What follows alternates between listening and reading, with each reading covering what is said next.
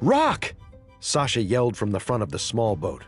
From the tiller, Caleb squinted against the stinging rain as he tried to decipher the abstract shapes floating past them in the darkness. A sudden flash of lightning revealed a huge stone column jutting out of the rough sea directly ahead.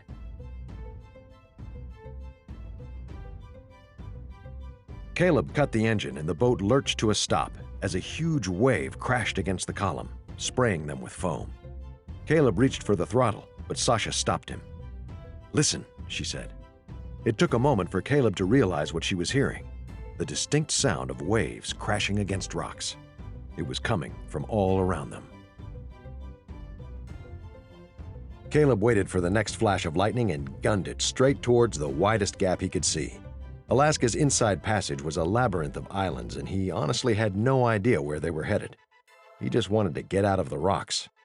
They hadn't gone 20 feet when the boat scraped a rock beneath the waterline, and the motors screamed in protest as the propeller lodged against it.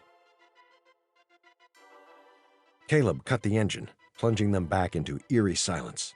The boat bobbed awkwardly as the stern remained hung up on the rocks. Caleb tried to find out what they were caught on, but couldn't see anything in the swirling black water. A large swell washed under them, lifting the boat as it passed. It wasn't enough to dislodge them, but the boat came down hard with a hollow crunch that surely cracked the fiberglass hull. Another flash of lightning revealed an approaching wave at least twice as large and cresting just off their bow. Caleb stuck his foot in the water and pushed off the rock. The boat broke free, but so did Caleb. As he slipped, the waves slammed into him, sending him tumbling across the back of the boat and over the railing. Any pain that Caleb felt paled in comparison to the sudden immersion in icy water. By Alaskan standards, 57 degrees was actually quite warm, but still enough to send an unaccustomed body into shock. Caleb's head rang as he came up, gasping for air. He had just enough mental faculty left to see that the wave had carried him 20 yards from the boat, which was now bobbing freely but half submerged. The rocky shore was at least 5 times further, but it was in the direction of the current. Caleb forced his trembling limbs in the direction of the shore, but as he got close, he could tell that the waves crashing against the rocks were much larger and more violent than he had thought. He felt himself dropping down and touched bottom, but the bigger the trough, the bigger the swell. He turned just in time to see the wave come down on top of him, slamming him underwater, and everything went black. Back in the boat, Sasha managed to regain her balance on the slippery deck, which was now half submerged as the boat sank. She tied off a line and threw it in Caleb's direction, but it wasn't nearly long enough, and Sasha could see that Caleb wasn't moving. Without hesitation, Sasha dove into the water. It was just as cold, but the adrenaline and the conscious decision to jump in helped soften the effects that Caleb had experienced.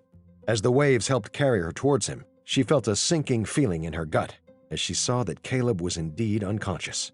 She grabbed him by the life jacket and held on for dear life as a wave came down on top of them. Sasha tumbled over the seabed but somehow managed to keep hold of Caleb.